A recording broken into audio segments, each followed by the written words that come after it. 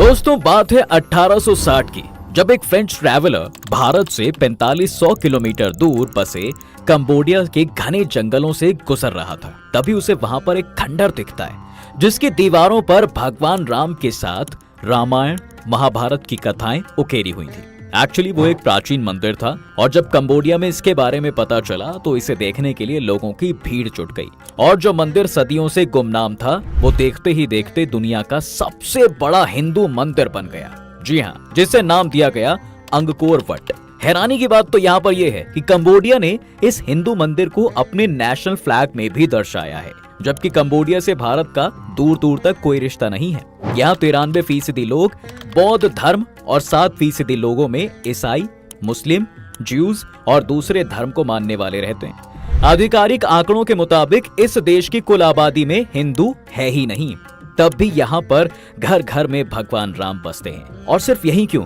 Cambodia के पड़ोसी देश यानी इंडोनेशिया में भी कुछ ऐसा ही हाल है, जहाँ 87% आबादी मुस्लिम की है। इसे अगर दुनिया का तीसरा सबसे बड़ा मुस्लिम आबादी वाला देश कहा जाए तो गलत नहीं होगा। बावजूद इसके यहाँ पर राम नाम गूंजता है, तो ऐसे में एक सवाल दिमाग में जरूर आता है कि भैया श्रीलंका तक तो ठीक है, लेकिन भगवान राम इंडोनेशिया और कंबोडिया तक कैसे पहुंच गए?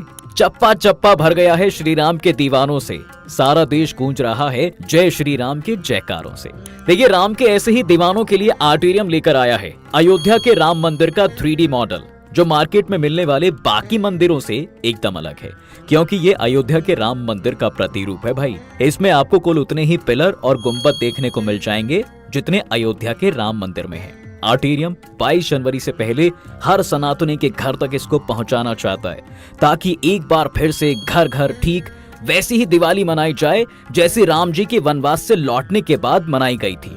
वैसे आप चाहें तो हमारी वेबसाइट thearterium.com पर जाकर भी राम मंदिर अपने घर मंगवा सकते हैं। इसका लिंक आपको डिस्क्रिप्शन में मिल जाएगा और इसे खरीदने के लिए आप हमारे कूपन कोड यानी मिस्टिका 10 यूज कर सकते हैं, जिस पर आपको 10% का डिस्काउंट मिल जाएगा। खैर, आइए अब कहानी पर वापस आते हैं। देखिए, जिसकी शुरुआत होती है सितंबर 2023 से, जब प्रधानमंत्री नरेंद्र मोदी आसियान समिट के लिए इंडोनेशिया गए हुए थे, जहां उन्होंने एक बार फिर वसुधैव कुटुंबकम की बात पर जोर दिया। साथ ही साथ उन्होंने यहाँ पर एक खास मंदिर के दर्शन भी किए और कहा कि इंडोनेशिया जैसे मुस्लिम बहुल देश में हिंदू धर्म को बचाए रखने में मंदिरों का बड़ा रोल है।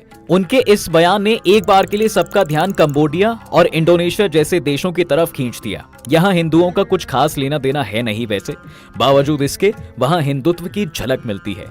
अगर इंडोनेशिया की बात करें तो ये एक प्योर मुस्लिम सेंचुरी है। रीजन, यहाँ पर करीब 87 से 88% आबादी मुस्लिम की है, तो वहीं महज 1.74% हिंदुओं की। एक रिपोर्ट के अनुसार यहाँ करीब 231 मिलियन मुस्लिम रहते हैं। ये संख्या पाकिस्तान की कुल जनसंख्या के ऑलमोस्ट बराबर ही है। और कमाल की बात यह है कि इसके बाद भी यहाँ पर हिंदू मुस्लिम्स में अनबन नहीं दिखती। यहाँ अल्लाहू अकबर के साथ साथ जय श्री राम के नारे भी उतने ही जोश से लगाए जाते हैं। आपको सुनकर ये थोड़ा अटपटा जरूर लग रहा है, लेकिन ये सच है। इंडोनेशिया की हिंदू आबादी पर दक्षिण भारत का असर दिखता है, खासकर यहाँ के मंदिरों पर, जो उसी तर्ज पर बने हुए हैं। माना जाता है कि यहाँ छोटे बड़े सब मिलकर करीब 1500 मंदिर बने हुए हैं, जहाँ भगवान राम की पूजा होती है। इनमें से ज्यादातर मंदिर बाली और सुमात्रा में हैं। बाली के लगभग हर बड़ी हिंदू कॉलोनी में एक छोटा सा मंदिर जरूर आपको मिल जाएगा, जिसे संगहा कहते हैं। ऐसे में एक बात अक्सर उठती है कि हमारे साथ एक मैरीटाइम बॉर्डर शेयर करने वाले इस देश तक राम पहुंचे कैसे, जबकि यहाँ मुस्लिम आबादी ज्यादा है। अब इसके पीछे इतिहासकार अलग अलग लॉजिक्स देते आए हैं और इसमें से सबसे स्ट्रॉन्ग पॉइंट यही है कि यहाँ पर एक ऐसे हिंदू राजवंश का शासन था जिसका साम्राज्य दक्षिण भारत से लेकर श्रीलंका, मलेशिया और मालदीव तक फैला था, और वो राजवंश था चोल। इस वंश के करीब 20 राजाओं ने यहाँ पर शासन किया, वो भी 400 से ज्यादा सालों तक। इस साम्राज्य के सबसे ताकतवर शासक राजराज ने सबसे लंबे समय तक इंडोनेशिया पर राज किया, जिसने यहाँ पर कई मंदिर बनवाए। हालांकि यहाँ रामायण महाकाव्य 8वीं या 9वीं शताब्दी के आसपास आया था। पुरानी जावानीज लैंग्वेज में लिखी गई ये रामायण काकाविन के नाम से जानी गई। इसका यूज हिंदू धर्म को पुनर्जीवित करने के लिए उस समय किया गया था, जब यहाँ पूरी तरह बौद्ध धर्म अपने पांव पसार चुका था। हाँ, वो अलग बात है कि काकाविन रामायण कुछ मायनों में ओरिजिनल इंडियन वर्जन से अलग है। कई लिटरेरी स्कॉलर्स के अकॉर्डिंग काकाविन रामायण का सोर्स 7th सेंचुरी AD के आसपास भारतीय कवि भट्टी द्वारा लिखी गई संस्कृत कविता भट्टी काव्य है। क्योंकि काकविन रामायण का पहला भाग जो है वो लगभग भट्टी काव्य जैसा ही है। लेकिन भारतीय विद्वानों का मानना है कि ये रामायण बहुत अलग है। जहां रामायण के लिए बेसिक कैरेक्टर राम, सीता, लक्ष्मण, हनुमान, रावण आदि हैं, वहीं काकविन रामायण में धायना जैसे कई जावानीज स्वदेशी देवताओं का भी जिक्र है। और सबसे इंपॉर्टेंट डिफरेंस की बात करें तो वो है माता सीता का कैरेक्टर। जहां भारतीय रामायण में उन्हें एक कोमल, सुंदर, शालीन, वफादार और धैर्यवान स्त्री के रूप में दिखाया गया है, तो वहीं काकविन में उन्हें मजबूत और साहसी नारी के रूप में रिप्रेजेंट किया गया है। जहां वो इस बात का इंतजार नहीं करती कि श्री राम उन्हें बचाने आएंगे, बल्कि उन्हें खुद ही असुरों से लड़ते हुए देखा जाता है। खैर जो भी हो, इस रामायण का वहां के लोगों पर काफी इफेक्ट पड़ा और इसने हिंदुइज्म को फिर से जीवित कर दिया। इसके बाद वहां पर रामायण का दूसरा इंडोनेशियाई वर्जन भी काफी फेमस है, जिसका नाम है बालिनी राम कावका, जो काकविन रामायण का एडवांस वर्जन है। अब ऐसे में एक और सवाल ये उठता है कि भैया जब वहां पर इतना हिंदुइज्म था तो वो मुस्लिम कंट्री कैसे बन गई? कैसे अब भी वहां पर राम नाम का जाप होता है? एक्चुअली बात जो है 8वीं सदी की है, जब अरब मुस्लिम व्यापारी मसाले खरीदने के लिए इंडोनेशिया आने लगे थे। इसका असर ये हुआ कि धीरे धीरे निचले तबके के लोग धर्म बदलने लगे। हालांकि 13वीं सदी तक ये सब खुलकर दिखाई नहीं दिया था, लेकिन जब हिंदू एलीट क्लास भी मजहब बदलने लगा तो इसका असर दिखाई देने लगा। इस चीज को चीनी सैलानी मार्को पोलो ने भी नोट किया और यहाँ से लौटने के बाद उसने इसके बारे में विस्तार से लिखा कि इंडोनेशिया में कई शहर के शहर मुसलमान धर्म अपना रहे हैं। इसके बाद बड़े लेवल पर बदलाव दिखा। 14वीं सदी तक जावा ही नहीं, आसपास के कई द्वीप देशों की बड़ी आबादी मुस्लिम धर्म अपना चुकी थी। 18वीं सदी में यहाँ का वैभव देखकर डच लोगों ने भी इंडोनेशिया में पैर पसारने की कोशिश की और ईसाई धर्म का प्रचार करने में जुट गए। लेकिन इसका असर हुआ बिल्कुल उल्टा। मुस्लिम अपने धर्म को लेकर और कट्टर होने लगे। वहीं जब यहाँ देश में तेजी से मुस्लिम धर्म फैल रहा था, तब बची कुची हिंदू आबादी ने अपने सिंबल्स और मान्यताओं को बचाने के लिए कई मंदिर खड़े करने शुरू कर दिए, जिसमें सबसे मेन है उलुवातु मंदिर। 11वीं सदी में वहाँ के हिंदू सन्यासी एम्पू कतुरन ने इसका निर्माण करवाया था। ये संत पूरे बाली में खास रुतबा रखते थे। उनके आदेश पर मंदिर में कई देवी देवताओं की प्रतिमा रखी गई है। देखिए, कहा जाता है कि जब इंडोनेशिया में हिंदुओं पर इस्लाम धर्म अपनाने का दबाव बना तो कई हिंदुओं ने उलुवातु मंदिर में शरण ली और बाली में हिंदू धर्म को बनाए रखा। वहीं इस बात में कोई दो राय नहीं है कि भैया इंडोनेशिया के मुस्लिम सुल्तान हिंदुओं को बलपूर्वक मुस्लिम बनाने में सफल रहे। लेकिन यहाँ पर चूंकि मुस्लिम शासकों की सत्ता बहुत कम समय तक ही रही, इसलिए नए नए मुस्लिमों का उस हद तक इस्लामीकरण नहीं हो पाया जितना भारत में हुआ। यही कारण है कि पूजा करने के तौर तरीकों और कुछ छोटे मोटे रिवाज बदलने के अलावा वो लोग यहाँ की हिंदू संस्कृति नहीं बदल पाए। यहाँ की संस्कृति में अब भी रामायण और महाभारत जैसे महाकाव्यों का प्रभाव देखने को मिलता है। पूर्व राष्ट्रपति सुकर्णो के टाइम में पाकिस्तान के एक डेलीगेशन को इंडोनेशिया में रामलीला देखने का मौका मिला। वो लोग इसे देखकर हैरान थे कि एक इस्लामिक रिपब्लिक में रामलीला का मंचन कैसे हो रहा है।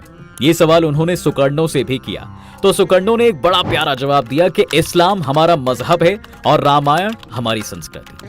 अब ये कहना गलत नहीं होगा कि इंडोनेशिया के मुस्लिम रामायण को भारतीयों से भी ज्यादा मानते हैं। यहाँ के लोगों की मानसिकता के साथ साथ रग रग में इस महाकाव्य के पात्र बसे हुए हैं। यहाँ घर घर में रामायण का पाठ होता है।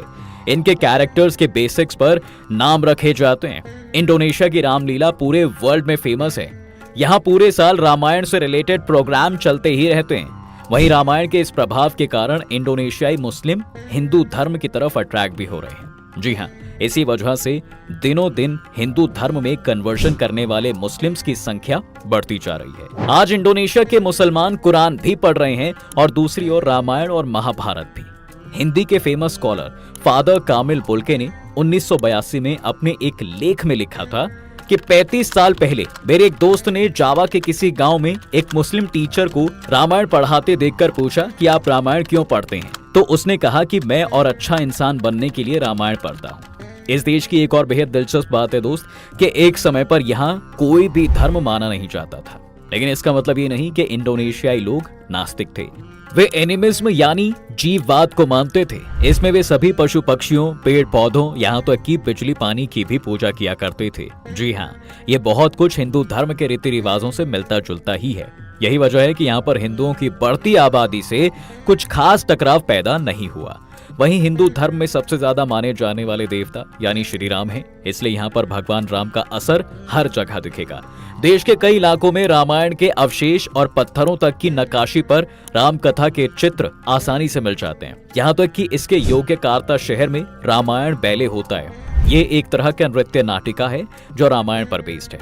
हालांकि इसमें कैरेक्टर्स के नाम हिंदुस्तान में फेमस रामायण के नामों से कुछ अलग जरूर हो जाते हैं, लेकिन राम सीता का असर वही रहता है। साल 1971 में रामायण बैले की शुरुआत हुई थी, जो अब तक चली आ रही है। यहाँ तक कि Guinness book of world records ने इसे दुनिया में सबसे लंबे समय तक चलने वाली नृत्य नाटिका के तौर पर शामिल कर लिया है। तो जी, ये तो थी इंडोनेशिया की बात कि वहां राम कैसे पहुंचे। अब हम एक नजर कंबोडिया पर भी डालते हैं, जहां ऑफिशियल तौर पर एक भी हिंदू नहीं रहता, लेकिन उस देश के नेशनल फ्लैग पर एक हिंदू मंदिर की तस्वीर बनी हुई है। वही मंदिर जिसकी बात हमने शुरुआत में की थी। झंडे में कई बार बदलाव भी हुए, लेकिन इस पर बनी मंदिर की तस्वीर ज्यों की त्यों रही। फिलहाल कंबोडिया का जो नेशनल फ्लैग है उसे साल 1989 में डिजाइन किया गया था, जिसे साल 1993 में वहां की सरकार ने मंजूरी दी। हालांकि इस झंडे पर मंदिर का चित्र साल 1875 में ही बना दिया गया था।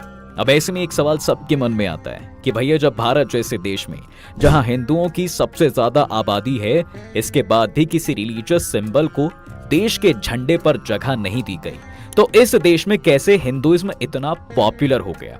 एक्चुअली 12वीं शताब्दी में जब भारत के उत्तरी राज्यों पर पाला डायनेस्टी का राज हुआ करता था और दक्षिण में चालुक्य वंश का साम्राज्य फैला हुआ था, तब कंबोडिया पर भी खमेर वंश शासन कर रहा था, जो कि हिंदू थे।